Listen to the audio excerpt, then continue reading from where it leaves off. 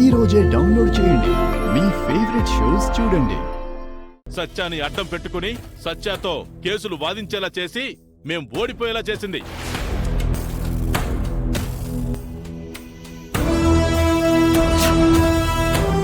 ఇంకేం మర్యాదగా మాట్లాడమంటావు?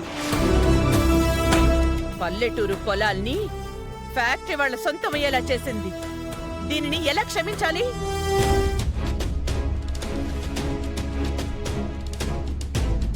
జరిగిన చిన్న పొరపాటుకి 100 కోట్ల రూపాయలు నా ఆఫీస్ వాళ్ళు ఆస్తి రూపంలో రికవరీ చేసుకునేలా చేసింది. అన్ని విధాలుగా అన్ని వైపుల నుంచి మమ్మల్ని రోడ్డుకిడ్చేలా ప్రయత్నం చేశావు. నువ్వు ఆ సత్యగాడు చేతులు కలపడం వలన ఇల్లు కూడా ఖాళీ చేసి బయటికి పోవాల్సిన పరిస్థితి వచ్చింది. ఇద్దరి పగ మమ్మల్ని దిక్కులేని వాళ్ళలా మార్చబోతుంది.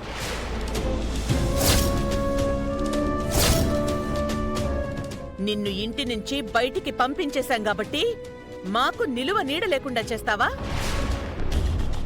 సత్యగాడితో ఏ సంబంధం లేదంటూ మాట్లాడుతుంటావు. మరి అంతా ఎందుకు? మీరు పొరపాటు పడుతున్నారు. నేను సత్యతో ఈ విషయాలేవి డిస్కస్ చేయలేదు. నువ్వు చేయకుండానే వాడంతా ఇనిషియేట్ తీసుకుంటాడా?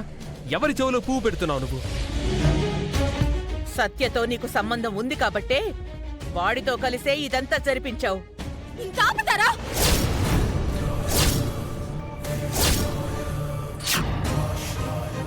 ఈ విషయాలతో గాని సత్యతో గాని నాకు ఏం సంబంధం లేదు లేదు లేదు.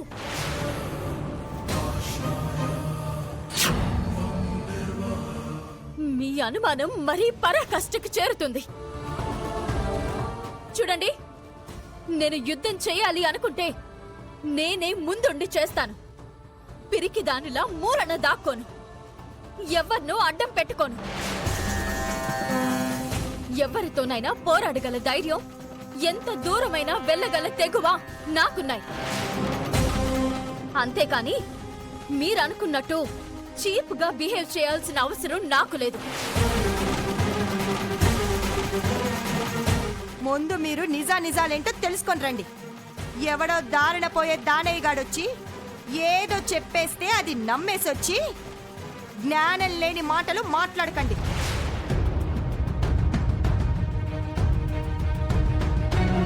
పడుతుంది కదా అని ఎలాంటి మాటలైనా అనేవచ్చు అనుకోకండి. అన్ని రోజులు ఒకేలా ఉండవు. మేం మీ మీదకి తిరగబడాలంటే మాకు నిమిషం పని. అవనికి జరిగిన అన్యాయాన్ని ఎదిరించడానికి కోర్టు మెట్లు ఎక్కాలి అంటే క్షణం పని. అర్థమైందా? చూడండి, నాకు నిజంగా ఈ కోర్టు వ్యవహారం గురించి తెలీదు. ఎందులోనూ నేను జోక్యం చేసుకోలేదు. సత్య వాదించాడన్న సంగతి అస్సలు తెలీదు. అమ్మ వారి మీద ప్రమాణం చేసి చెప్తున్నాను, ఇంతకంటే నేను మిమ్మల్ని నమ్మించలేను, మీతో వాదించలేను. నువ్వు వాడితో చెప్పకుండా ఏదీ చెయ్యవు. వాడు నిన్ను సంప్రదించకుండా ఎటువంటి నిర్ణయము తీసుకోడు. ఇందులో అనుమానమే లేదు. మేమొచ్చి నిలదీసేసరికి కప్పిపుచ్చుకొని మాట్లాడుతున్నాం. మీరు ఏవైనా అనుకోండి, మీ ఇష్టం. అవని చెప్పిందైతే నిజం. అవనిని అపార్థం చేసుకోవడం మీకు మొదటి నుంచి అలవాటే కదా. నువ్వు మీ అక్క కలిసి నా కుటుంబాన్ని ఎంత ఇబ్బంది పెట్టాలో అంతా ఇబ్బంది పెడుతున్నారు. మీరు ఎలా సంతోషంగా ఉంటారో మేము చూస్తాం. అమ్మవారు నీకు కొండంత అండగా ఉన్నారని విర్రవీగుతున్నావు కదా, ఇది కూడా ఎన్ని రోజులు చూస్తాను. మీరిలా తయారవుతారని మేమెన్నడూ అనుకోలేదమ్మా. అనుభవిస్తారు, ఇంతకు 10 అనుభవిస్తారు. రా.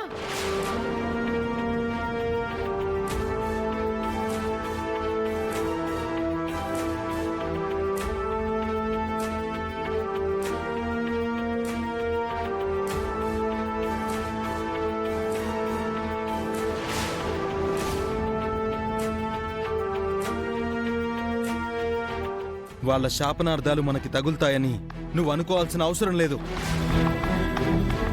అలా అయితే ఈ పాటికి నీ బుసురు ఎప్పుడో తగలాలి. శాపాలు పెట్టాల్సింది మనం, వాళ్ళు కాదు.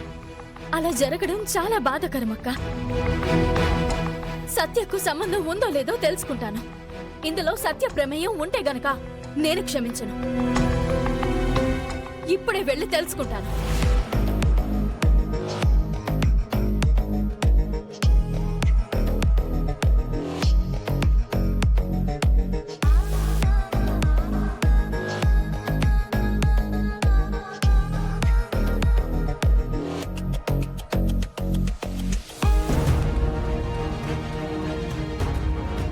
అమ్మా,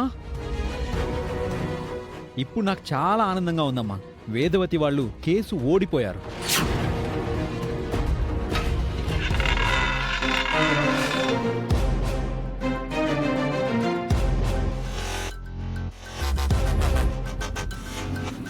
నేను వాళ్ళు ఓడిపోయేటట్టు చేశాను. కేసుని స్ట్రాంగ్గా వాదించాను. ఈ సత్య ఏదైనా కేసు టేకప్ చేస్తే తిరుగుండదని మరోసారి నిరూపించాను.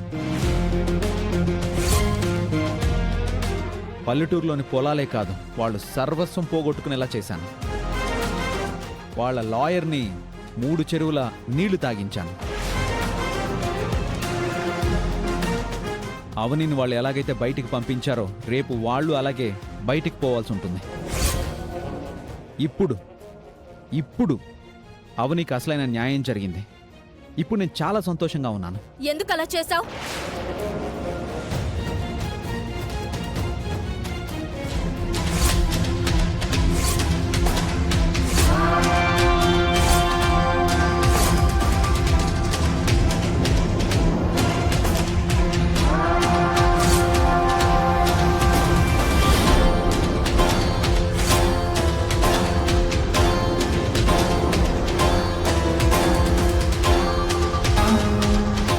నేను కేసు పెట్టమన్నానా? లేదు, నా తరపున వాదించమన్నానా? లేదు. నా అనుమతి లేకుండా ఎందుకు అలా చేశావు? వాళ్ళందరూ నీ కాళ్ళ దగ్గరికి రావాలని, నీ ముందు చేతులు కట్టుకొని నుంచోవాలని చేశాను.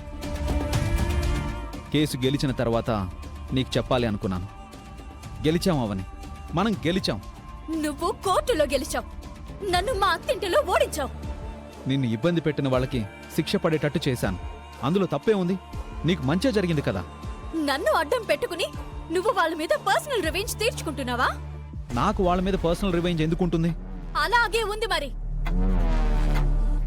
నా వాళ్ళని శిక్షించాల్సిన అవసరం నీకే ఉంది, వాళ్ళని ఓడించాల్సిన అవసరం నీకే ఉంది. వాళ్ళు సర్వం పోగొట్టుకునే పనిని నువ్వెందుకు చేశావు? అది పరాయి కుటుంబం కాదు, నా కుటుంబం. అక్కడ నా వాళ్ళున్నారు. వాళ్లకు నాకు మధ్య 100 ఉంటాయి.